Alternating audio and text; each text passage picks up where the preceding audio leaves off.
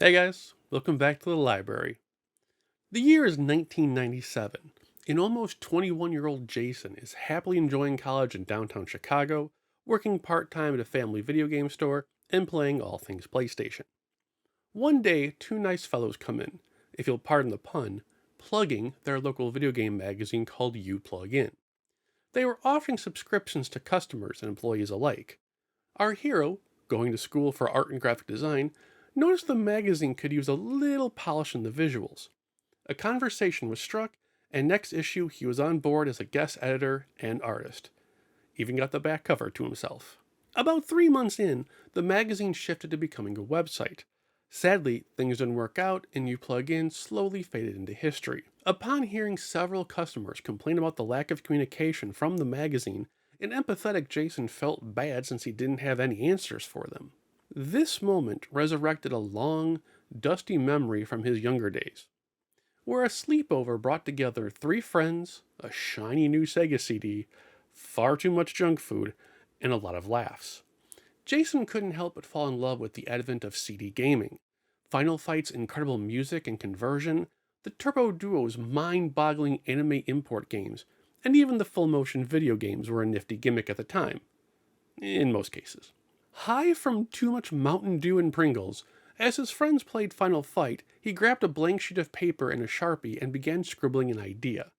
It was called CD16, a fanzine that would cover all the latest and greatest games from the customer's point of view. With an admittedly awful understanding of human anatomy, Final Fight's Guy was proudly the first character to grace CD16's hastily fleshed out idea. There was just one problem.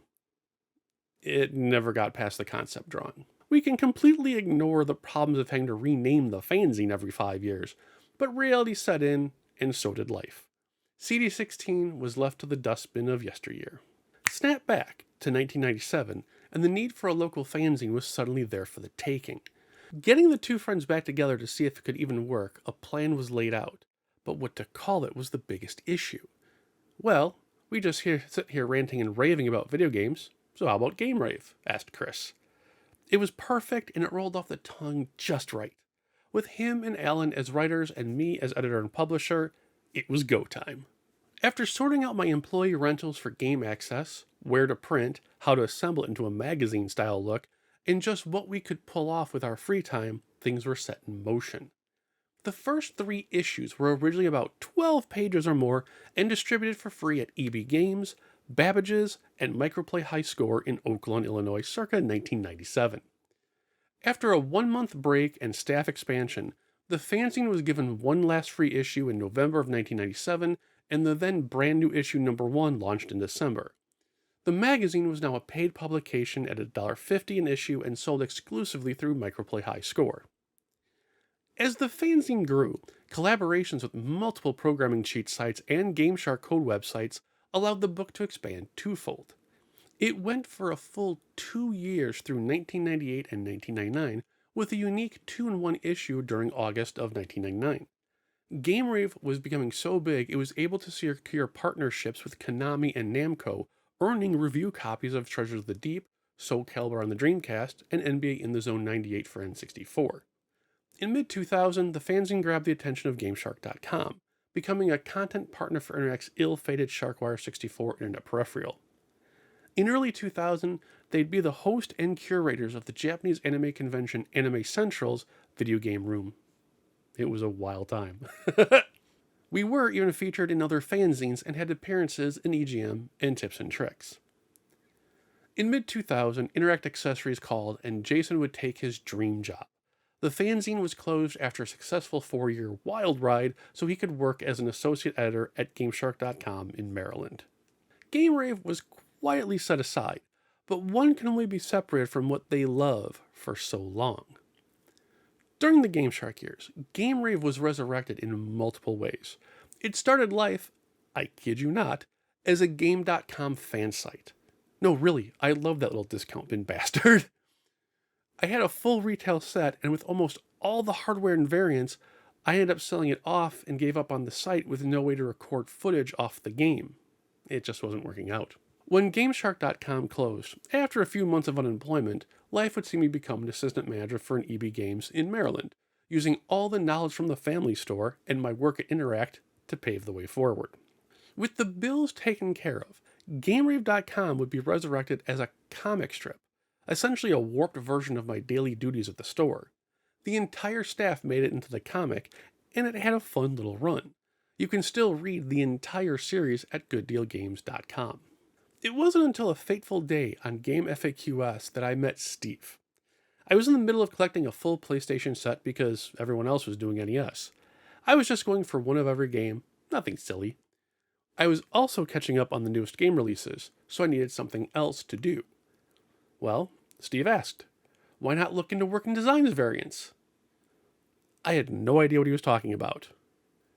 And the rest, they say, is history.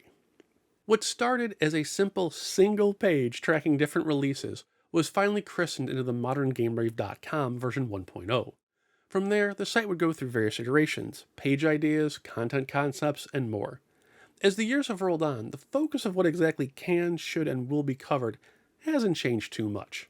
What started out as 50 people checking out a Xeroxed 12-page flyer is now one of the most beloved collector sites in the world. GameRave.com averages 6,000 to 8,000 visitors a month, including new and returning fans from literally all over the world. It's a humbling experience, and I am thankful that I can provide information and a sane, friendly port in the storm for what we call the internet.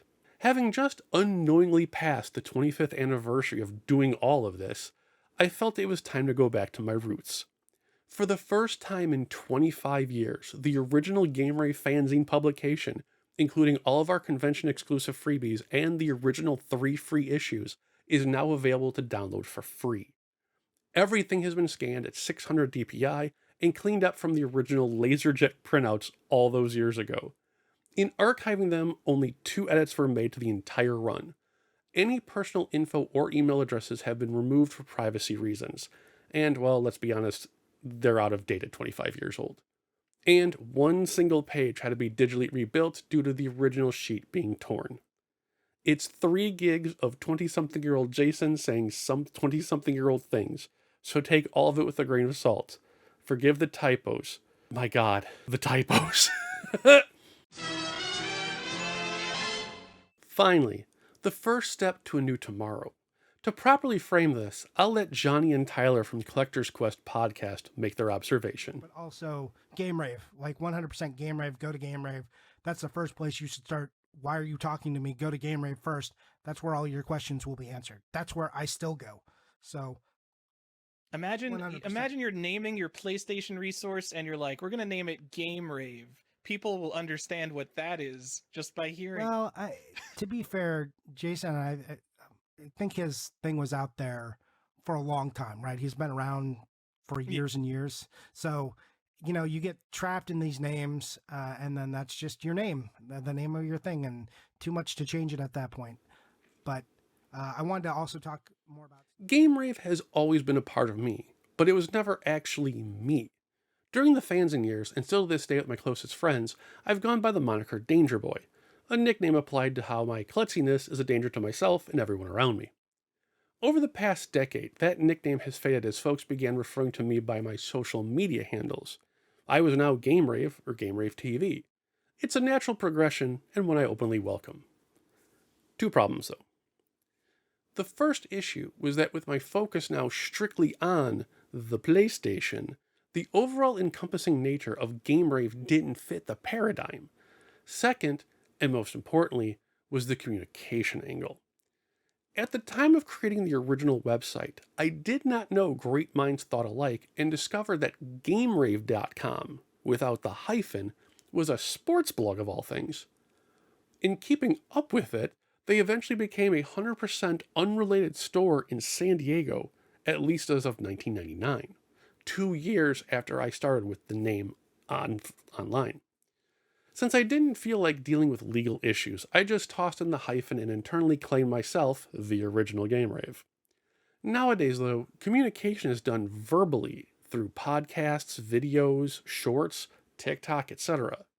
Punctuation can be a real pain in the ass when you're trying to explain something orally. Starting today, When you have to tell someone else about variants, simply tell them to visit PlayStationLibrary.com. The URL will simply forward them to Game-Rave. No more game-rave, no more game-rave, no more spelling the name wrong or mistaking it for an abandoned storefront. PlayStationLibrary.com will be the new ground zero for everything I do, including GameRave.com, GameRave TV, and, well, I'll talk about that next episode. If I was cheeky enough, I should have actually been changing all the banners while you were watching this, so it should be good to go. I'll talk more about the PlayStation Library angle in the 200th episode next time. So for now, enjoy the fanzine. The link is in the contents. Laugh at the typos and all my glorious hot takes. Some of them actually still hold up. The typos, not so much. It is a crazy, wild time, and I am so glad you're here. I'm so glad you're watching this and checking the website out. And if you guys ever need me, you know where to find me. At the library. Take care, guys. I'll see you for the 200th.